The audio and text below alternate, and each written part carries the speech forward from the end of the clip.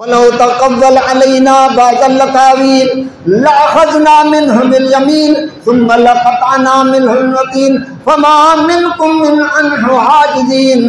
रब्बुल आलमीन तो फरमाए जे करे मुझे पैगंबर अलैहिस्सलाम जे मुतल्लिक़ रब्बुल आलमीन छा तो फरमाए जे करे मुझे दीन जे अंदर पैगंबर पे ॻाल्हियूं पंहिंजी मर्ज़ी सां ठाहे आ।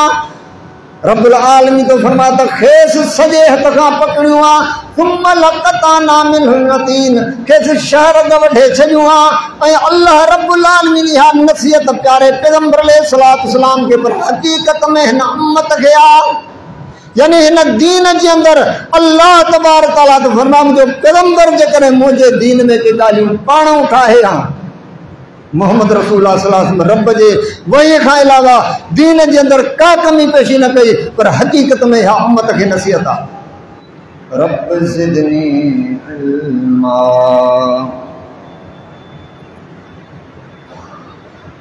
तमाम तारीफ़ूं अल्लाह रब्बुल आलमीन की ज़ात जे लाइ, बेशुमार दुरूद सलाम इमामुल अंबिया खातिमुन नबिय्यीन मुहम्मद रसूलुल्लाह सल्लल्लाहु अलैहि वसल्लम ने जे आल जे।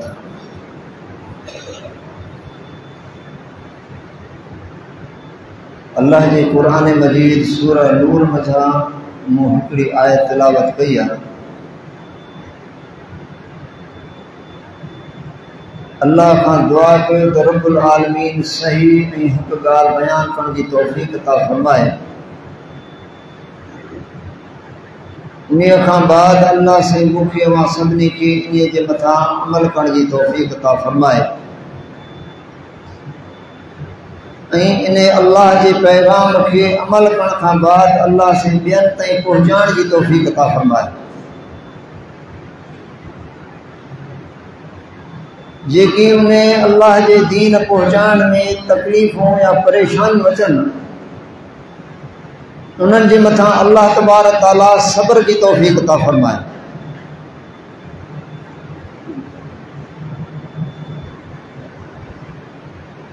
छो त इमामुल अंबिया मोहम्मद रसूलुल्लाह सल्लल्लाहु अलैहि वसल्लम खां पहिरियां जेकी पैगंबर आया या प्यारे पैगंबर अलैहिस्सलातु वस्सलाम के जेके अल्लाह जे दीन पहुँचाने में तकलीफ़ूं ऐं परेशानियूं आयूं उन्हनि जो अल्लाह जे प्यारे पैगंबर अलैहिस्सलातु वस्सलाम खे अंदाज़ो कोन हो।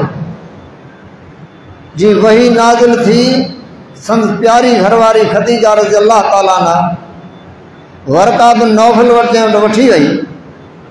हिन जी सॼी हक़ीक़त ॿुधण खां बाद में चई त तूं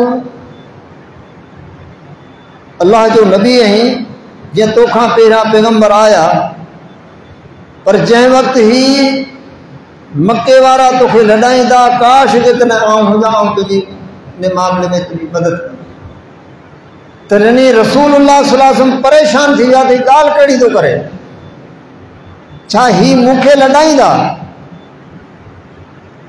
सादिक मूंखे चवण वारा, अमीन मूंखे चवण वारा, फ़ैसिला मूंखां कराइनि ऐं मूंखे लॾाईंदा? तो यानी अल्लाह जो जो दीन आ, अल्लाह जी जेकी शरीयत आ, ही मथां खां सुन्नत हलंदी अचे पई। अल्लाह जे दीन के ख़ालिस तरह जेको पहुचाईंदो उनजी मुखालफ़त ज़रूरी थी। हाँ हिकिड़ी ॻाल्हि ज़रूर आहे, तव्हां तौहीद पहुचायो पर शिरक जो रद्द न कयो तव्हांजी मुखालफ़त कोन थींदी। सुन्नत जी दावत जो पर बिदत जी मुखालफ़त न कयो वो मुखालफ़त कोन थींदी। जीअं रसूलुल्लाह सल्लल्लाहु अलैहि वसल्लम जो जंहिं वक़्तु अबू तालिब जो आख़िरी वक़्तु आहे त सभई मुशरिक जेके अबू लहब उतबा शेबा सभु गॾी विया अबू तालिब वटि। हाणे तुंहिंजो आख़िरी वक़्तु आहे, पंहिंजे भाइटे खे घुरा, छो त तोखां बाद में जेकॾहिं असां इनखे को नुक़सानु पहुचायो या इनखे क़त्ल कयोसीं त माण्हू असांखे ताना ॾींदा जेसीं अबू तालिब ज़िंदा हो त असीं हिनखे का तकलीफ़ कोन पहुचाई। अॼु हू फ़ौत थी वियो आहे त हाणे नबी अलैहिस्सलातु वस्सलाम खे घुरायो त हिननि जो ही मुतालबो आहे त अॼु खां वठी असीं तुंहिंजी मुखालफ़त कोन कंदासीं। पर तूं असांजी मुखालफ़त छॾे ॾे। रसूलुल्लाह सल्लल्लाहु अलैहि वसल्लम फरमायो त न, जीअं मुंहिंजे अल्लाह जो जेकी मूंखे हुकुम आहे आऊं ईअं कंदुसि। यानी अल्लाह जे प्यारे पैगंबर अलैहिस्सलातु वस्सलाम खे जेकी अज़ियतूं जेकी तकलीफ़ूं पहुतियूं सिर्फ़ उन्हनि जे इलाहनि जी उन्हनि जे तौर तरीक़े जे इनकार करण जे करे। जीअं तव्हां ॾिसो कलमे जो आगाज़ जेको इब्तिदा आहे पहिरियां नफ़ी खां आहे, इनकार खां आहे। ला इलाहा, को बि इलाह कोन्हे, को है इल्लल्लाह। यानी पहिरियां उन्हनि जे 360 इलाहनि जी उन गैरुल्लाह सभिनी जी नफ़ी, उन्हनि जो इनकार, उन्हनि जी मुहालफ़त, पोइ अल्लाह जी दावत आहे। यानी अल्लाह तबारक व तआला सां तव्हांखे तौफ़ीक़ अता फरमाए, हीउ अल्लाह जो दीन आहे, रब जी शरीयत आहे। सिर्फ़ु इहे न आहे त इनखे असांखे ईमान आणिणो आहे, इन जे मथां अमल करिणो आहे, हाणे असांजी मोकल आहे। न, अल्लाह रब्बुल आलमीन असां तव्हांखे ईमान आणण जी, अल्लाह अमल करण जी, रब असांखे पहुचाइण जी तौफ़ीक़ अता फरमाए। ऐं उन रस्ते में जेके पहुचाइण में अज़ियतूं या तकलीफ़ अचनि, अल्लाह जे मथां सब्र जी तौफ़ीक़ अता फरमाए। त नबी अलैहिस्सलातु वस्सलाम खे अल्लाह तबारक तआला फरमाई, कुल अतीउल्लाह व अतीउ रसूल। मुंहिंजा पैगंबर अलैहिस्सलातु वस्सलाम, तूं उन्हनि खे चओ त तव्हां अल्लाह जी फरमान बरदारी कयो, पंहिंजे रब जी इताअत कयो ऐं रसूल जी इताअत कयो।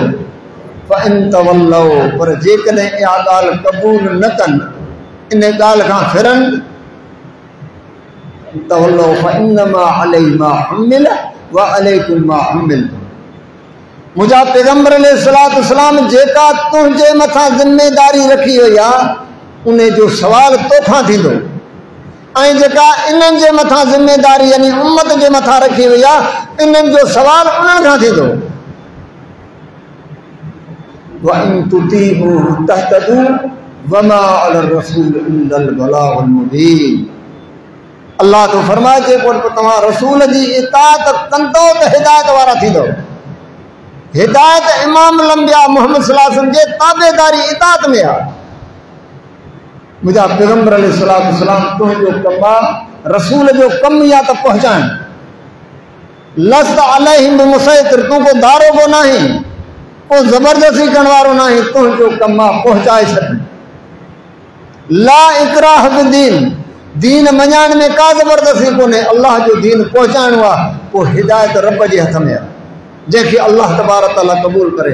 हाणे असां तव्हां गौर कयूं त इमाम लंबिया मोहम्मद सल्लल्लाहु अलैहि वसल्लम जे मथां जेका अल्लाह ज़िम्मेदारी रखी, त प्यारे पैगंबर अलैहिस्सलातु वस्सलाम उहा पंहिंजी ज़िम्मेदारी निभाए ॾेखारी। हाणे अल्लाह हिन उम्मत खे तौफ़ीक़ अता फरमाए, जेका उम्मत जे मथां अल्लाह तबारक तआला ज़िम्मेदारी रखी आहे, उहा असांखे रब निभाइण जी तौफ़ीक़ अता फरमाए। नबी अलैहिस्सलातु वस्सलाम तॾहिं फरमायो न त मुंहिंजे मुतलिक़ अल्लाह अव्हां खां सवाल कंदो हजतुल विदा ते, पोइ तव्हां अल्लाह खे जवाबु कहिड़ो ॾींदो? अल्लाह जा रसूल, अव्हां अल्लाह जो दीन पहुचायो, भला उहा पहुचाइण जो हक़ अदा करे छॾियो।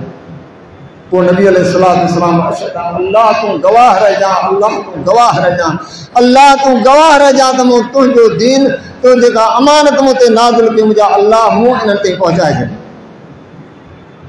अल्लाह फरमाए न, या अय्युहर रसूल बल्लिगु मा उनज़िल इलैका मिन रब्बिक व इल्लम तफ़अल फमा बल्लगत रिसालत। इहा नबी अलैहिस्सलातु वस्सलाम जे मथां अल्लाह ज़िम्मेदारी रखी, मुंहिंजा रसूल जेकी तुंहिंजे रब जे तरफ़ां ते नाज़िल थियो आहे, इहो तूं माण्हुनि ते पहुचाए। इहे न कई त तूं रिसालत ऐं नबूअत जो हक़ अदा न कई। अल्लाह जे प्यारे पैगंबर अलैहिस्सलातु वस्सलाम रिसालत ऐं नबूअत जो हक़ अदा करे छॾी। हीअ अल्लाह जी अमानत, रब जो दीन उम्मत ते पहुचाए छॾी। हाणे आहे असांजी ज़िम्मेदारी, अल्लाह रब्बुल आलमीन जे तरफ़ां जेको नबी अलैहिस्सलातु वस्सलाम जे मथां अल्लाह तबारक तआला शरीयत नाज़िल कई, जीअं प्यारे पैगंबर अलैहिस्सलातु वस्सलाम उम्मत उनखे पहुचायो। पोइ तकलीफ़ूं मुशक़तूं 23 साल नबी सल्लल्लाहु अलैहि वसल्लम जी ज़िंदगी ॾिसो। इन खां पहिरियां पाण सल्लल्लाहु अलैहि वसल्लम अल्लाह तबारक तआला जी बंदगी जे लाइ, अल्लाह जी इबादत लाइ निकिरी वेंदा। गार हिरा जे अंदर जेका पहिरीं वही नाज़िल थिए थी, नबी सल्लल्लाहु अलैहि वसल्लम अल्लाह जी इबादत अकेला थी करे इबादत कंदा, पर जॾहिं वही जी ज़िम्मेदारी आई, नबी अलैहिस्सलातु वस्सलाम रात ऐं ॾींहुं अल्लाह जे दीन जी मिसात इरशाद ऐं तबलीग कई। 13 साल मक्की ज़िंदगी आहे नबी अलैहिस्सलातु वस्सलाम जी, ऐं उन खां पोइ 10 साल मदनी ज़िंदगी आहे। तव्हां ॿुधायो त नबी अलैहिस्सलातु वस्सलाम ने 23 सालनि जे अंदरि अल्लाह जी शरीयत नबी सल्लल्लाहु अलैहि वसल्लम ते नाज़िल थी, प्यारे पैगंबर अलैहिस्सलातु वस्सलाम उन जे मथां अमल बि कयो ऐं उम्मत खे पहुचाई। उन सां गॾोगॾु तव्हां सोचे पंहिंजे घर वारनि जा बि हक़ूक़ आहिनि, उम्मत जा हक़ूक़ आहिनि, सभु नबी अलैहिस्सलातु वस्सलाम अल्लाह तबारक तआला जे हुकुम सां उन रब जे तौफ़ीक़ सां नबी अलैहिस्सलातु वस्सलाम पहुचाया। अॼु असां तव्हां गौर करे ॾिसूं त उन अल्लाह तबारक तआला जंहिं रब असांजे मथां ज़िम्मेदारी रखी आहे, उन जे मुतलिक़ असांजे केतिरी क़दुरु कोशिश आहे, केतिरे क़दुरु असांजो अमल आहे। अक्सर खे जन अल्लाह जे दीन जी शरीयत जी ख़बर ई कान्हे का। अल्लाह रब्बुल आलमीन इमामुल अंबिया मोहम्मद रसूलुल्लाह सल्लल्लाहु अलैहि वसल्लम ते रब्बुल आलमीन वही जे ज़रिए सां पंहिंजी शरीयत नाज़िल कई, ऐं उन शरीयत खे अल्लाह रब्बुल आलमीन एतिरे क़दुरु हालत रखी जो उन में कंहिंखे अल्लाह कंहिं पैगंबर खे बि इख्तियार कोन ॾिनई। यानी अल्लाह जो पैगंबर आहे, पर अल्लाह जे शरीयत जो ताबेदार आहे। यानी दीन शरीयत जेका है अल्लाह ठाही आहे। जीअं पैदा अल्लाह असांखे कयो आहे, असांजे पैदाइश में अल्लाह सां गॾु को शरीक कोन्हे। जेको अल्लाह सां तव्हांजे लाइ कानून ऐं शरीयत मोकिली आहे, उन रब जे कानून ऐं शरीयत जे अंदरि को न अल्लाह जो पैगंबर शरीक आहे, न को उम्मती शरीक आहे। जीअं अल्लाह तबारक तआला जी ज़ात जेका है अल्लाह रब्बुल आलमीन वहदहु ला शरीक आहे, तीअं रब्बुल आलमीन जे हिन दीन शरीयत जे अंदरि अल्लाह सां गॾु को शरीक कोन्हे। इन जे करे त नबी अलैहिस्सलातु वस्सलाम हर खुतबे जे अंदरि चवंदा आहिनि फ़इन खैरल हदीस किताबुल्लाह व खैरल हदी हदी मुहम्मद सल्लल्लाहु अलैहि वसल्लम व शर्रल उमूर मुहदसातुहा व कुल्लु मुहदसतिन बिदअह व कुल्लु बिदअतिन ज़लाला व कुल्लु ज़लालतिन फिन्नार। दीन जे अंदरि हर नई ॻाल्हि जेका है बिदअत आहे ऐं हर बिदअत गुमराही आहे। छाजे करे बिदअती जेको आहे, इन जे करे अल्लाह रहम फरमाए त बिदअती पंहिंजे पाण खे रब सां शरीक थो करे। यानी जेको कम पैगंबर जो ना है ऐं उहो कम उम्मती करे त अल्लाह तबारक तआला इमामुल अंबिया मोहम्मद रसूलुल्लाह सल्लल्लाहु अलैहि वसल्लम के फरमाई, मुंहिंजा प्यारा पैगंबर अलैहिस्सलातु वस्सलाम तूं ने मक्के जे मुशरिकनि खे चओ त जेकी तव्हां मूंसां मुतालबो कयो त दीन में तब्दीली कर या इन खां अलावा तूं को ॼाण, इहा ॻाल्हि मुंहिंजे वस में कोन्हे। कुल मा यकूनु ली अन उबद्दिलहु मिन तिलकाइ नफ्सी इन अत्तबि इल्ला मा यूहा इलैहि। मुंहिंजा मोहम्मद सल्लल्लाहु अलैहि वसल्लम को चओ त इहा ॻाल्हि मुंहिंजे इख्तियार में ई कान्हे। कुल मा यकूनु ली अन उबद्दिलहु मिन तिलकाइ नफ्सी, मुंहिंजो अल्लाह जे दीन जे अंदरि का मां कमी पेशी कयां या इन खां अलावा को मां ॿियो आहियां, इन अत्तबिउ इल्ला मा यूहा इलैहि, मुंहिंजो त कमु आहे जेकी अल्लाह मूं ते वही कया मां पैगंबर उन जी ताबेदारी कयां। इन्नी अख़ाफ़ आऊं डिॼां थो इन असैतु रब्बी अज़ाब यौमिन अज़ीम। यानी जेकी तव्हां मूंसां मुतालबो कयो था, जेकॾहिं अव्हां जी यानी ॻाल्हि मञा त मां वॾे ॾींहं जे अज़ाब खां डिॼां थो। अल्लाह रब्बुल आलमीन हिन दीन खे ये ख़ालिस रखियो आहे पंहिंजे प्यारे पैगंबर मोहम्मद रसूलुल्लाह सल्लल्लाहु अलैहि वसल्लम खे अल्लाह तबारक तआला हिन जे अंदरि शरीक न कई दीन ठाहिण में। मक्के जे मुशरिकनि वॾियूं कोशिशूं कयूं नबी अलैहिस्सलातु वस्सलाम खे त कुझु पैगंबर अलैहिस्सलातु वस्सलाम असांजी मञे, कुझु अल्लाह जी मञे, कुझु वही जी, कुझु असांजी। अॼु बि तव्हां गौर कयो, जेको अल्लाह जे दीन जे अंदरि थोरी घणी मिलावट कंदो, कुझु सुन्नत ते, कुझु बिदअत ते, कुझु तौहीद ते, कुझु शिरक ते, इहो माण्हुनि खे वणंदो। पर ख़ालिस तौहीद ते हुजे, शिरक जी नफ़ी करे, ख़ालिस पैगंबर जी सुन्नत ते हुजे, बिदअत जी नफ़ी करे, इहो माण्हू कंहिंखे वणंदो जेको क़ुर ऐं सुन्नत जो पैरोकार हूंदो, वरना ॿियनि खे ई वणंदो ई कोन। जिन नबी अलैहिस्सलातु वस्सलाम एतिरे क़दुरु अल्लाह तबारक तआला हुनखे इख़लाक़ सां, अमानत सां, जानतदारी सां, हर तरीक़े सां नबी अलैहिस्सलातु वस्सलाम खे अल्लाह तबारक तआला सभिनी खां आला रखियो। पर इहो पैगंबर अलैहिस्सलातु वस्सलाम जॾहिं अल्लाह जे दीन जी ख़ालिस दावत ॾिए थो, हुनखे वणियो तने तो नबी अलैहिस्सलाम जानो अड़ा मुतालबा रखूं व इनका दूल यफ्तिनूनक अनिल्लज़ी औहैना इलैका लितफ्तरी अलैना गैरा व इज़ा लत्तखज़ूक खलीला। ओ मुझा मोहम्मद सल्लल्लाहु अलैहि वसल्लम ही मक्के जा मुशरिक तोखे मुझे वही खां हटाए करे पंहिंजी मर्जी ते हलाइण चाहिनि था। ओ मुझा प्यारा पैगंबर अलैहिस्सलाम जे कदे मुंहिंजी वही खे छॾे करे ऐं तूं कुझु हिन जी मर्ज़ीअ ते हलियां वज़लतखलूक खलीला अॼु त तोखे अॼु तूं ॾियनि था तोखे तकलीफ़ूं ॾियनि था पर पोइ जेकॾहिं तूं कुझु हिननि जी ॻाल्हि मञंदे मुंहिंजी वही खे छॾे करे पोइ तोसां दुश्मनी त न वज़लतखलूक खलीला पोइ तोखे पंहिंजो दोस्त ऐं वली बणाइनि हा।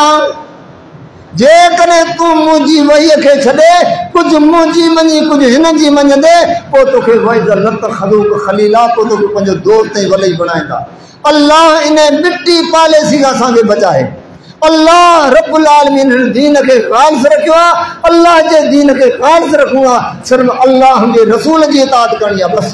क़ुरान हदीसी अल्लाह रब्बुल आलमीन नबी अलैहिस्सलाम खे छा फरमायो वलौला अन सब्बतना ओ मुझा मोहम्मद सल्लल्लाहु अलैहि वसल्लम जेकॾहिं असीं तोखे साबित कदम न रखूं हा असीं तुंहिंजी हिफ़ाज़त न कयूं हा लक़द क़ित्तरकन इलैहिम शैयन कलीला करीबा तूं थोड़ो इन्हनि ॾे लाड़ो करी हा। अहिड़ा अहिड़ा मुतालबा रखिया विया त असां पहिरियां 1 साल तुंहिंजी अल्लाह जी इबादत कयूं था उन खां पोइ असांखे इजाज़त ॾिनी असां पंहिंजी जी कयूं। अहिड़ा अहिड़ा मुतालबा नबी अलैहिस्सलाम जे साम्हूं रखिया विया पर रब्बुल आलमीन फरमाए त मुंहिंजा मोहम्मद सल्लल्लाहु अलैहि वसल्लम असां तुंहिंजी हिफ़ाज़त कईसूं असां तोखे बचायोसीं। वलौला अन सब्बतनाक लक़द क़ित्तरकन इलैहिम शैयन कलीला इज़ लज़क़नाक ज़िफ़ल हयात व ज़िफ़ल ममात सुम्मा ला तजिद लक अलैना नसीरा। ओ मुझा मोहम्मद सल्लल्लाहु अलैहि वसल्लम जेकॾहिं कलील यानी थोड़ो बि मुंहिंजी वहीअ खे छॾे करे तूं का इन्हनि जी ॻाल्हि मञी वञी हा त ॿीणो अज़ाब ज़िंदगी जो ऐं ॿीणो अज़ाब तोखे मौत जो चखायूं आहे। सुम्मा ला तजिद लक अलैना नसीरा पोइ असांजे मुक़ाबले में मुंहिंजा मोहम्मद सल्लल्लाहु अलैहि वसल्लम पोइ तूं मददगार न लही हा। केतरी सख्त वईद आहे अल्लाह के पंहिंजो दीन केतिरो प्यारो आहे। इज़ लज़क़नाक ज़िफ़ल हयात व ज़िफ़ल ममात ॿीणो अज़ाब ज़िंदगी जो ॿीणो अज़ाब तोखे मौत जो चखाईंदो आहे। बिदती तूं गौर कर अल्लाह तबारक तआला दीन ठाहियो आहे अल्लाह इनखे मुकमिल कयो आहे। अल्लाह रब्बुल आलमीन जी शरीयत जे अंदरि तूं नुक़्स कढी या इन में कमी करी या इन में वाधारो करी यानी अल्लाह तबारक तआला ते तुंहिंजी आङुर खॼे थी अल्लाह तबारक तआला खां इहा ॻाल्हि विसरी अल्लाह जे पैगंबर खे जेके आउं पूरी थो कयां। बिदती छा थो कोशिशि करे अल्लाह जे दीन जे अंदरि कमी पेशी छाजे लाइ थो करे त हुनखे यकीन न आहे ही मज़हब ऐं फ़िरका उम्मत खे तक़सीम कंहिं कयो आहे अल्लाह क़ुरान में मना कोन कई आहे ऐं क़ुरान पढ़ण जे बावजूद उन खां पोइ बि जेकॾहिं तव्हां ॿुधायो त अल्लाह जे दीन जे अंदरि तव्हां ॿुधायो फ़िरका करे अल्लाह जे दीन जे अंदरि मिसाल पढ़ी करे ऐं उम्मत खे तक़सीम करे जंहिंजो इख़्तियार अल्लाह पैगंबर खे कोन ॾिनई उहो कम जे करे उम्मती करे त जेको कमु अल्लाह रब्बुल आलमीन जो आहे उहो कम जे करे बिदती करे त अल्लाह खे वणंदो छा। अल्लाह रब्बुल आलमीन असांजे मथां रहमत फरमाए। मुंहिंजा दोस्तो तव्हां सां क़ुरान मजीद ते गौर करे ॾिसूं एतिरा सख़्त अल्फाज़ हक़ीक़त में इहा उम्मत खे नसीहत आहे। वलौ तक़व्वल अलैना बाज़ल अक़ावील लअख़ज़ना मिन्हु बिल-यमीन सुम्मा लक़तअना मिन्हुल वतीन फमा मिनकुम मिन अन्हु हाजिज़ीन। रब्बुल आलमीन तो फरमाए जेकॾहिं मुझे पैगंबर अलैहिस्सलाम जे मुतल्लिक़ रब्बुल आलमीन छा थो फरमाए जेकॾहिं मुंहिंजे दीन जे अंदरि पैगंबर के ॻाल्हियूं पंहिंजी मर्ज़ी सां ठाहे हा रब्बुल आलमीन तो फरमाए त खेस सॼे हथ खां पकड़ियूं हा सुम्मा लक़तअना मिन्हुल वतीन खेस शहर द वठे छॾियूं हा। ऐं अल्लाह रब्बुल आलमीन इहा नसीहत प्यारे पैगंबर अलैहिस्सलाम खे पर हक़ीक़त में हिन उम्मत खे आहे यानी इन दीन के अंदर अल्लाह तबारक तआला तो फरमा जो पैगंबर जे करे मुझे दीन में के गालियों पाण उठाए हां मोहम्मद रसूलुल्लाह सल्लल्लाहु अलैहि वसल्लम रब जे वही खां अलावा दीन के अंदर का कमी पेशी न कई पर हकीकत में हा उम्मत के नसीहत आ अल्लाह रब्बुल आलमीन जो कुरान में पढ़ूं था लेकिन उन ते गौर कोन था क्यों अल्लाह तबारक तआला जे मना के बावजूद असा ओ कम क्यों था जका अल्लाह मना कया अल्लाह मना कया ना वातस्मू बिहब्लिल्लाहि जमीअन वला तफर्रकू रब्बुल आलमीन फरमाए तव्हां सभई जा सब गॾिजी करे मुंहिंजी रस्सीअ खे मज़बूती सां पकड़ियो ऐं तव्हां फिरका न थियो अल्लाह मना कया न पर रब्बुल आलमीन छा फरमाई मिनल्लज़ीन फर्रकू दीनहुम व कानू शिअन कुल्लु हिज़्बिन बिमा लदैहिम फरिहून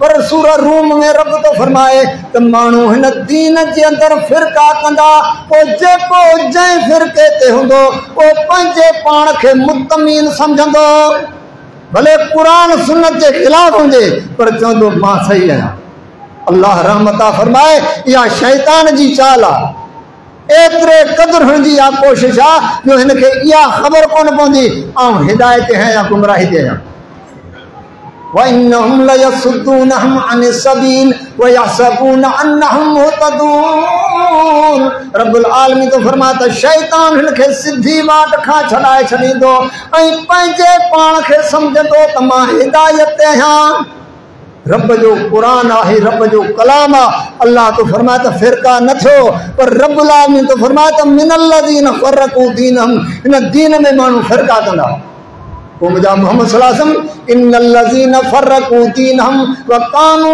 शिअन लस्ता मिनहुम फी शै बेशक जिन हिन दीन के अंदर फिरका कया तो जो उन्हनि सां को बि वास्तो कोन्हे चो तो मुझो उन को वास्तो कोने जिन अल्लाह के दीन के अंदर फिरका कया हाँ तुम बुधायो उम्मत मोहम्मद सल्लल्लाहु अलैहि वसल्लम के ज़माने में जिन पैगंबर सल्लल्लाहु अलैहि वसल्लम की ताबेदारी मोहम्मद सल्लल्लाहु अलैहि वसल्लम जा सहाबा हा न ताबईन हा तबा ताबईन हा अल्लाह तबारक तआला उनके हिदायती दौलत से नवाज़ियो बुधाए तो अल्लाह के रसूल की इताअत का अलावा का ॿी शइ हुई ओ कुरान हदीस का अलावा को हुननि जो मनहज को मसलक हो सब रब के कुरान जा पैरोकार हा मोहम्मद रसूलुल्लाह सल्लल्लाहु अलैहि वसल्लम की हदीस जा पैरोकार हा अल्लाह की इबादत करने वाला हा रसूलुल्लाह सल्लल्लाहु अलैहि वसल्लम जा ताबेदार हा जेकॾहिं शान पंहिंजी जाइ ते आ मकाम पंहिंजी जाइ ते आ पर जेकॾहिं अल्लाह के रसूल के खिलाफ जेकॾहिं को लफ्ज़ ॻाल्हाए थो त उन जे शान के कोन ॾिसंदा हा उन जे मकाम के कोन ॾिसंदा फौरन उन खे रद्द कंदा हा पाण ॿुधायो त उमर साईं जो शान केतिरो आहे ओ रब खां घुरी वरतो मुरादे रसूल आ ओ मुझा अल्लाह हिन ॿिन उमरनि मां जेको तोखे पसंदि हुजे अल्लाह हिन दीन जे लाइ मूंखे तकड़ जे लाइ अल्लाह हुनखे क़बूल कर हिकिड़ो उमर बिन हशाम वो उमर बिन ख़त्ताब अल्लाह तबारक तआला मोहम्मद सल्लल्लाहु अलैहि वसल्लम जी दुआ पंहिंजे हक़ में क़बूल कई उमर बिन ख़त्ताब रज़ी अल्लाह ताला ही मुरादे रसूल आहे नबी सल्लल्लाहु अलैहि वसल्लम फरमायो उमर जेका तू गली ॾे अची तो शैतान वा गली छॾे वञो पाण फरमाए मूंखां बाद में जेकॾहिं उमर थिए हा नबी थिया तो उमर थिया अल्लाह हिन में एतरी जुरत रखी जंहिं वक़्तु हिजरत करे थो तीन सवन में मुशरक वेठा मके के अंदर अकेलो शख्स अचे थो तलवार हथ में आ तीर हथ में आ थाल खणी करे अची करे परकातो इत्मीनान सां नमाज पढ़े थो कंहिंखे जुरत ना है जो उमर के सजदे में को वार करे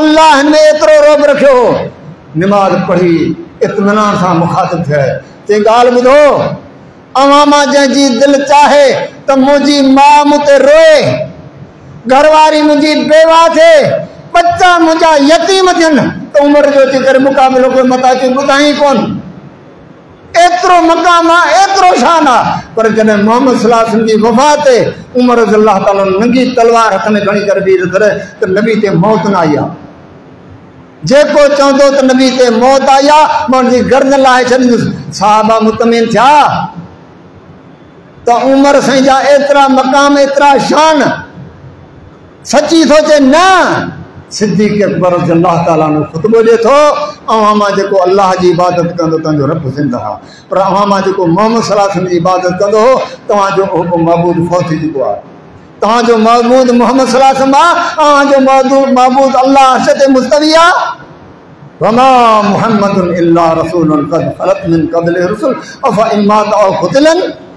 जी मोहम्मद सल्लल्लाहु अलैहि वसल्लम अल्लाह जा रसूल आहिनि, जे हिन खां रसूल पहिरियां आया ऐं गुज़री विया, पोइ जेकॾहिं हिन ते मौत अची वञे या हिनखे शहीद पंहिंजी सादा दीन तां फिरी वेंदो, उमर रज़ियल्लाहु ताला तलवार उछली।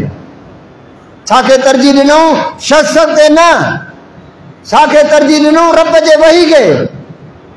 इहो आहे ईमान। अॼु असांजो बि ईमान आहे, पैगंबर जी सुन्नत अचे थी ख़बर बि आहे, पर उन पैगंबर जी सुन्नत खे नौज़ बिल्ला ये धिको ॾेई करे असां बिदत ते ज़िंदगी बसर कंदा आहे कोन्हे।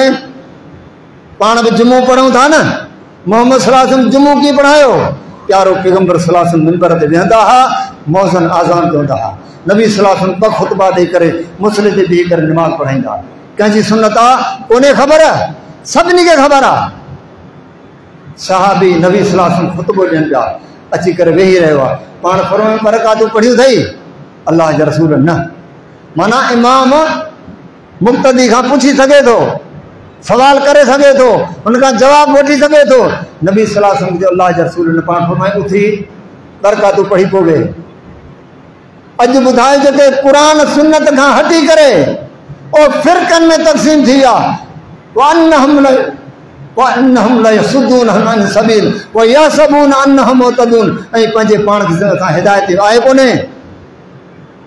जे ख़ुतबे जे दौरान बरकातूं कोन पढ़जूं, छाजे करे त ख़ुतबो फ़र्ज़ आहे। जेतिरी जमात ईंदी मौलवी साहब वेठे तकरीर कंदो पियो मेंबर ते, सभई जा सभु ईंदा वेही वेंदा आहिनि।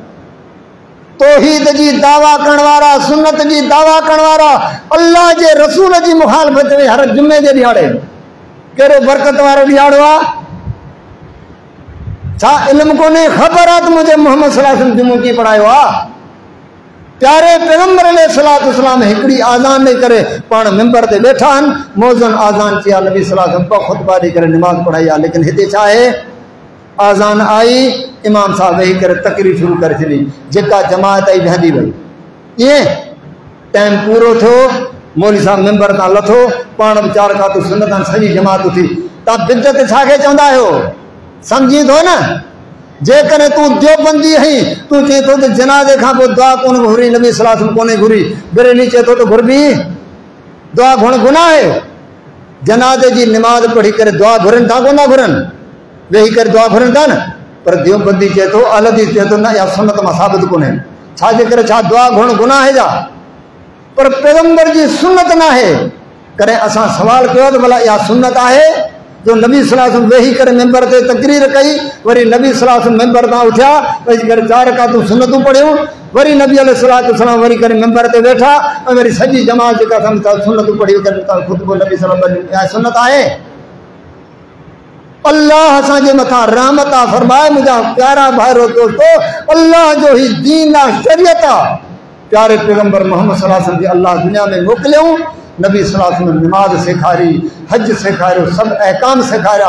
हाणे असांजो कमु छा आहे? अल्लाह जे रसूल जी सिर्फ़ु इताअत करणु। इताअत करणु अखियूं बंदि करे, जीअं अंधो आहे न अंधो, जेकॾहिं सॼे जे चवण ते न हलंदो त खॾ में किरंदो न। उम्मत मोहम्मद सल्लल्लाहु अलैहि वसल्लम जे इल्म जे आॾो अंधी आहे। अल्लाह जो रसूल जीअं कंदो थी करिणो आहे, अकुल खे तरजीह न आहे ॾियणी। अकुल खे अली रज़ी अल्लाह ते फरमाईंदा, जेकॾहिं अकुल खे तरजीह थो ॾी त मसा पेर जे हेठां करणु खपे। तव्हां वुज़ू करे तव्हां जुती पायो था न, तुंहिंजी पेर खे पुठी खे जुती थी लॻे या तरे में? पेर तो तरो थो लॻे न हेठि, पोइ मसा जे अकुल तो चए त पेर जे तरे खां मसा करणु खपे, पर न, मोहम्मद सल्लल्लाहु अलैहि वसल्लम मसा पेर जे पुठी ते कई आहे त पुठी ते कबी, अकुल खे तरजीह न आहे ॾियणी। जेकॾहिं अकुल ते हलंदे त अज़ाब क़बर 2 एकड़नि में क़ब्रिस्तान आहे, पर हिकिड़ी क़बर मोहम्मद सल्लल्लाहु अलैहि वसल्लम छा फरमायो? हद निगाह, जेसी ताईं नेक शख़्स जी निगाह थी वञे एतिरी क़बर वेगिरी आहे। असांखे यकीन करिणो आहे मोहम्मद सल्लल्लाहु अलैहि वसल्लम जे फरमान ते।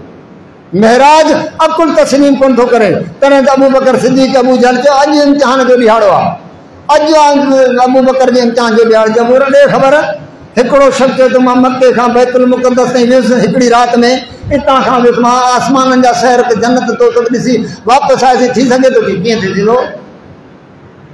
कीअं थींदो? चई पोइ तुंहिंजो दोस्त जो ॻाल्हि करे थी, पोइ सचो आहे। चई मोहम्मद सल्लल्लाहु अलैहि वसल्लम चवे थो, चई हा, चई बिल्कुलु सच आहे। चई अफ़सोस आहे तुंहिंजी अकुल ते, ऐं तोखे वॾो अकुलमंद सम्झंदो। चई ॻाल्हि ॿुध, अल्लाह जे रसूल सल्लल्लाहु अलैहि वसल्लम असांखे चवे न त हींअर ॾींहुं आहे, भले राति हुजे, असीं चवंदा आहियूं सभु ॾींहुं आहे, भले राति हुजे, ऐं मोहम्मद सल्लल्लाहु अलैहि वसल्लम चए त ॾींहुं आहे, त चए ॾींहुं आहे। यानी रसूलुल्लाह सल्लल्लाहु अलैहि वसल्लम चयो आहे त बिल्कुलु हक़ ऐं सच आहे। इहा आहे इताअत, इहा आहे फरमान बरदारी। बाक़ी ज़बान सां इताअत जी दावा कयूं ऐं अमली तरह मुखालफ़त कयूं। अल्लाह तबारक तआला केतिरा बहितरीन कलमात आहिनि, पर क़बूल करे थो।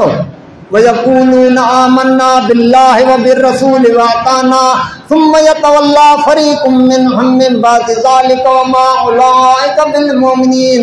ज़बान सां चवनि था त असां अल्लाह खे मञोसीं, अल्लाह जे रसूल खे मञोसीं ऐं उन जी इताअत बि कईसूं, पर रब्बुल आलमीन तो फरमाए त उन खां पोइ इन दावा खां पोइ हिकिड़ो पुरो किरी वञे थो। अल्लाह तो फरमाए त व मा उलाइका बिल मुमिनीन, हे मोमिन न आहिनि। ज़बान सां चवनि पिया अल्लाह खे मञूं था, अल्लाह जे रसूल खे मञूं था, उनजी इताअत बि कयूं था। अल्लाह तो चए त मोमिन कोन, छाजे करे मोमिन कोन्हनि? अल्लाह निशानी तो ॿुधाए, व इज़ा दुऊ इलल्लाहि व रसूलिही लियहकुम बैनहुम इज़ा फरीकुम मिनहुम मुअरिदून। जॾहिं अल्लाह जे रसूल जो फरमान अचे थो, उन फरमान खां मुंहुं फेरे वञनि था। अल्लाह तो फरमाए त इन जे करे ही मोमिन कोन्हनि। मोमिन ये कोन हूंदो आहे, अल्लाह मोमिन जी निशानी तो ॿुधाए। इन्नमा कान क़ौलुल मुमिनीन इज़ा दुऊ इलल्लाहि व रसूलिही लियहकुम बैनहुम अन यक़ूलू समिअना व अताना व उलाइका हुमुल मुफ़्लिहून। छा था चवनि? असां ॿुधोसीं, असां मञोसीं। अल्लाह जे रसूल जो फरमान असां ॿुधो ऐं असां मञो। छा मोहम्मद सल्लल्लाहु अलैहि वसल्लम जो ईमान बि त ईअं आहे न?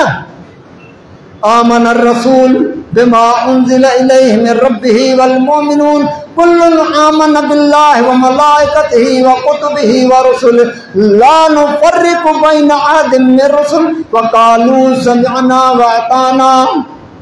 हिक जो ईमान आहे, मोमिन जो, मोहम्मद सल्लल्लाहु अलैहि वसल्लम जो ईमान आहे। अल्लाह जे रसूल ईमान छा चवंदो? आमन रसूल बिमा उन्ज़िल इलैहि मिन रब्बिही वल मुमिनून। अल्लाह जे रसूल बि ईमान आंदो जेकी मोहम्मद सल्लल्लाहु अलैहि वसल्लम ते अल्लाह नाज़िल कयो। ऐं मोमिननि बि ओ मोहम्मद सल्लल्लाहु अलैहि वसल्लम जे ज़माने में जेके मोमिन हा, उनजो ईमान छा ते हो? क़ुरान हदीस ते जेको अल्लाह नाज़िल कयो उन ते हो न। वअंज़लल्लाहु अलैकल किताब वल हिकमा व अल्लमक मा लम तकुन तअलम व कान फज़लुल्लाहि अलैका अज़ीमा। मुजा मोहम्मद सल्लल्लाहु अलैहि वसल्लम असां तुंहिंजे मथां ॿ शयूं नाज़िल कयूं, किताब ऐं हिकमत, यानी क़ुरान ऐं हदीस। व अल्लमक मा लम तकुन तअलम, जेकी तूं न ॼाणंदे है। अल्लाह तो फरमाए त असां तोखे ॼाणायो। प्यारे पैगंबर मोहम्मद सल्लल्लाहु अलैहि वसल्लम जो ईमान बि छा ते आहे ऐं मोमिन जो ईमान उन ते आहे। ख़ुदा रा अॼु ॿुधायो त उहा कहिड़ी जमायत आहे जेको ईमान जेको मोहम्मद सल्लल्लाहु अलैहि वसल्लम जो आहे ऐं मोहम्मद सल्लल्लाहु अलैहि वसल्लम जे ज़माने में जेके मोमिन हा, अॼु उहा कहिड़ी जमायत आहे जंहिंजो उन ते ईमान आहे, जे अल्लाह जे रसूल जो ईमान आहे। ऐं यक़ूलू समिअना व अताना, हदीस अची वई, क़ुरान अची वियो, ऐं यक़ूलू समिअना व अताना व उलाइका हुमुल मुफ़्लिहून। इहा आहे इताअत, इहा अल्लाह इताअत चाहे थो। व इन तुतीउ तहतदू व मा अलर रसूल इल्लल बलागुल मुबीन। पोइ तव्हां मुंहिंजे रसूल जी इताअत कंदो त तव्हां हिदायत वारा आहियो। इहे न हिकिड़े हदीस जो इनकार कयो, हिकिड़ी हदीस जो, अल्लाह जे नज़रुनि मां किरी वेंदो। अहिड़ो शख़्स हिकिड़ो हुयो नबी अलैहिस्सलातु वस्सलाम जे ज़माने जे अंदरि, अब्दुल्लाह बिन ज़ुबैर रज़ियल्लाहु ताला अन्हु सां इख़्तिलाफ़ थी पियो पाणी जे मामले में। पहिरियां पनी अब्दुल्लाह बिन ज़ुबैर जी अचे पई, पोयां हुन शख़्स जी। हू पियो चए त पहिरियां पाणी मूंखे ॾे। अब्दुल्लाह बिन ज़ुबैर चए त पहिरियां पाणी मुंहिंजी पनी आहे। चई ठीकु आहे, पाण नबी वटां फ़ैसिलो खणी ॾिनो। अल्लाह जे रसूल सां फ़ैसिलो आयो। ॿिन्ही जूं नबी सल्लल्लाहु अलैहि वसल्लम ॻाल्हियूं ॿुधी करे पाण फरमाए त अब्दुल्लाह बिन ज़ुबैर खे चयो त पंहिंजी पनी भराए, पोइ तूं हुनखे पाणी ॾिजांइ। हुन शख़्स छा चयो ख़बर आहे? चई ॻाल्हि ॿुध, तूं हिन जे हक़ में फ़ैसिलो तॾहिं थो ॾी जो तुंहिंजे पुफी जो पुटु आहे। गौर कर, तूं गौर कर, अल्लाह जे रसूल सल्लल्लाहु अलैहि वसल्लम खे केतिरी तकलीफ़ थी। पाण फरमायो अब्दुल्ला बनीअ जा पन्ना ॾाढा कनि खे पाणी न ॾिजांइ, हिन खे पाणी न ॾिजांइ। चवे तो तो इंसाफ कोन तो करी तुने पुफी जो पुटरा पर रब के केतरी कावड़ाई फला व रब्बिक ला युमिनून कसम तुझे परवरदिगार जो रब्बुल आलमीन पंजी जात जो कसम खणी करे छा तो फरमाए फला व रब्बिक ला युमिनून कसम तुझे परवरदिगार जो ते मोमिन कोनन हत्ता युहक्किमूक फीमा शजर बैनहुम सुम्मा ला यजिदू फी अनफुसिहिम हरजम मिम्मा क़ज़ैत व युसल्लिमू तस्लीमा तू इनन में को फैसलो करी उन्हें खां पो इन में तंगी महसूस कन तुझी सुन्नत अचे तुझो फरमान अचे उन जे अंदर तंगी महसूस कन तुझे परवरदिगार जो कसम आहे मोमिन कोन हिकड़ी हदीस जो इनकार कई अल्लाह जे नजर में किरी वेंदे मुंहिंजा दोस्तो गौर कर हाँ गुनाहगार आहियूं खताकार आहियूं अल्लाह माफ़ कंदो पर इनकारी थियासीं त अल्लाह जे नज़रनि मां किरी वेंदासीं खुदारा गौर कर इन जे करे ही अल्लाह जे प्यारे पैगंबर अलैहिस्सलातु वस्सलाम ते अल्लाह जेको क़ुरान नाज़िल कयो आहे नबी सल्लल्लाहु अलैहि वसल्लम जेका हदीस नाज़िल कई आहे ही रब जी वही आहे नबी सल्लल्लाहु अलैहि वसल्लम खां ख़ाला रज़ी अल्लाह ताला अन्हा तलाक जे मुतल्लिक़ पुछे थी अल्लाह जा रसूल मुझे मुड़स मूंखे चयो तूं मुंहिंजे लाइ हिनजी माउ अया तलाक थी या न नबी अलैहिस्सलातु वस्सलाम फरमाया मूंखे अञा का हिनजी अल्लाह जी वही कोन आई आहे ऐं कुझु चई नथो सघां नबी सल्लल्लाहु अलैहि वसल्लम सां बहस करण लॻी आख़िरकार ॿाहिरि रोअण शुरू करे ॾिनई आशा रज़ी अल्लाह ताला आशा जो घुरा अल्लाह वही नाज़िल कई आहे अल्लाह तबारक तआला मथां फ़ैसिलो नाज़िल कयो त मोहम्मद रसूलुल्लाह सल्लल्लाहु अलैहि वसल्लम ॿुधायो बल्कि पंहिंजे तरफ़ां न त तुंहिंजी तलाक कोन थी मां उहा है जिन तव्हांखे ॼणियो आहे न जॾहिं अल्लाह जी वही आई त मोहम्मद रसूलुल्लाह सल्लल्लाहु अलैहि वसल्लम फरमायो इहे अव्हांजे ज़ुबान जूं ॻाल्हियूं आहिनि पर अव्हांजी मां उहा थी सघे थी जिन अव्हांखे ॼणियो आहे इन अल्फाज़नि जे तव्हां कुफारो अदा कयो ही रब जो फ़ैसिलो आहे यानी मोहम्मद रसूलुल्लाह सल्लल्लाहु अलैहि वसल्लम हदीस के मामले में अल्लाह के कुरान के मामले में अंदर रसूलुल्लाह सल्लल्लाहु अलैहि वसल्लम पंहिंजे तरफां का शइ मिलाई आहे ख़ासि अल्लाह जो कुरान पैगंबर ते नाज़िल थियो उम्मत मोहम्मद सल्लल्लाहु अलैहि वसल्लम पहुंचायो प्यारे पैगंबर सल्लल्लाहु अलैहि वसल्लम जी हिक जेका हदीस आहे अल्लाह के हुक्म खां अलावा पैगंबर जे वही अल्लाह नाज़िल कई त अल्लाह जे रसूल ॿुधायो आहे वमा यंतिक़ु अनिल हवा इन हुवा इल्ला वही युहा अल्लाह तो फरमाए त मुंहिंजो पैगंबर यानी दीन के मामले में वही खां सवा कोन थो ॻाल्हाए खुदारा अॼु असां तव्हां गौर कयूं उहा वही अचे थी असां तरजीह छा खे था ॾियूं जंहिं असां मसलक ते आहियूं जंहिं असां फ़िरक़े खां मुंसलिक आहियूं तरजीह छा खे आहे उन फ़िरक़े खे आहे हदीस खे तरजीह कोन्हे जनाज़े में सूरा फातिहा बिन बास तो सुन्नत आहे न पर अहल हदीस खां अलावा जनाज़े में सूरा फातिहा केरु पढ़ंदो छो त असांजे मसलक जे अंदरि कोन्हे यानी असांखे तरजीह छा खे आहे उम्मती जे कौल खे तरजीह आहे पैगंबर अलैहिस्सलाम फरमान के अल्लाह के फरमान के तरजीह कोन्हे खुदारा इहा इताअत कोन्हे इताअत इहा आहे जो असां ॿुधोसीं असां मञोसीं इन करे अल्लाह तो फरमान मुंहिंजा मोहम्मद सल्लल्लाहु अलैहि वसल्लम खे चओ तव्हां अल्लाह जी इताअत कयो अल्लाह जे रसूल जी इताअत कयो पोइ जेकॾहिं न इताअत कनि न मञनि त जेका तुंहिंजे मथां ज़िम्मेदारी उन जो सवाल तोखां थींदो जेका इन्हनि जे मथां ज़िम्मेदारी आहे इहो सवाल उन्हनि खां थींदो पोइ उन ॾियारे रब जो क़ुरान तो फरमाए त परेशान थी करे छा चवंदा यौम तुक़ल्लबु वुजूहुहुम फिन्नार यक़ूलून या लैतना अताना अल्लाह व अताना रसूला उन ॾियारे अज़ाब ॾिसी करे छा चवंदा काश असीं इताअत कयूं आहे अल्लाह जी ऐं इताअत कयूं आहे रसूलुल्लाह सल्लल्लाहु अलैहि वसल्लम जी टी का ॻाल्हि आहे कंहिंजा मुरीद हुजूं आहे कंहिंजा मुक़लद हुजूं आहे अफ़सोस कंदा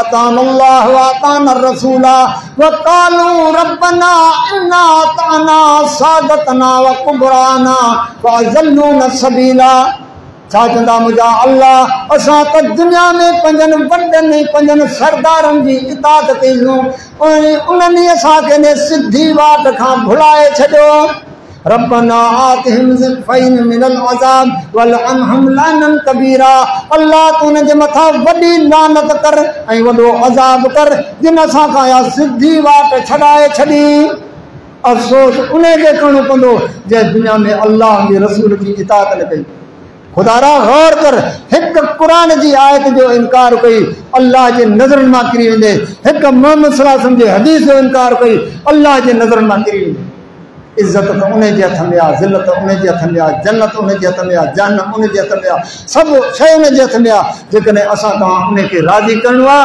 अल्लाह जी इज़त करणी पवंदी, फरमान बरदारी करणी पवंदी। अल्लाह तबारक तआला फरमाए व इन तुतीउ तहतदू वमा अलर रसूल इल्लल बलागुल मुबीन।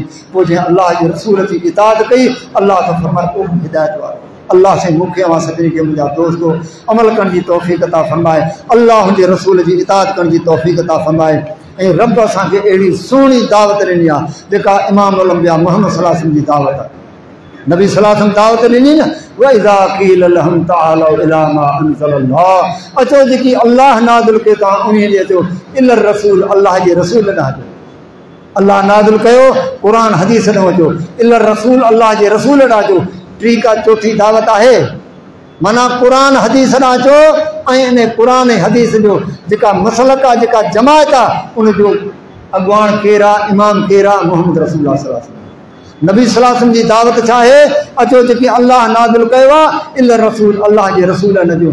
सभिनी सहाबा जो इमाम केरु हो, अहले बैत जो इमाम केरु हो, मुहम्मद रसूलुल्लाह सल्लल्लाहु अलैहि वसल्लम। अॼु बि ॿुधायो उहा कहिड़ी जमायत आहे जंहिंजो अक़ीदो क़ुरान ऐं हदीस आहे, जंहिंजो मुर्शिद ऐं इमाम मुहम्मद सल्लल्लाहु अलैहि वसल्लम ॿुधायो। ॿिया जेतिरा बि तव्हां फ़िरका ॾिसो था, उहे फ़िरका ज़मीन ते ठहिया आहिनि, मज़हब ज़मीन ते ठहिया आहिनि, उन्हनि जा इमाम ज़मीन वारनि मुंतख़ब हुया आहिनि, पर अहल हदीस जो इमाम अल्लाह मुंतख़ब कयो आहे। अहल हदीस जो मसलक अल्लाह आसमान तां नाज़िल कयो आहे, जेको प्यारे पैगम्बर मोहम्मद सल्लल्लाहु अलैहि वसल्लम खे नाज़िल करे पंहिंजे प्यारे पैगम्बर खे अल्लाह घुराए वरिती। हिकु बि आयत मोहम्मद सल्लल्लाहु अलैहि वसल्लम खां पोइ नाज़िल न थी आहे, हिकु बि मरफ़ू हदीस अल्लाह कंहिं उम्मती ते नाज़िल कोन कई आहे। ख़ुदा अल्लाह असां तव्हांखे अहिड़ी सुहिणी दावत ॾिनी आहे, को बि अफ़सोस आहे असां तव्हां पंहिंजे दुनिया जे कारोबारनि खे तरजीह ॾियूं था, पर अल्लाह जी दीन लाइ पाण खे वक़फ़ कोन था कयूं। ख़ुदा अल्लाह जा असां तव्हां ते अहसान अथव, ख़ताकार गुनाहगार आहियूं, पर असांजे अक़ीदे जे अंदरि, असांजे अमल जे अंदरि का रब का कोन कया। अल्लाह खां दुआ कयो, अल्लाह अमल करण जी तौफ़ीक़ अता फ़रमाए। व आख़िर दावाना अल्हम्दुलिल्लाह रब्बिल आलमीन।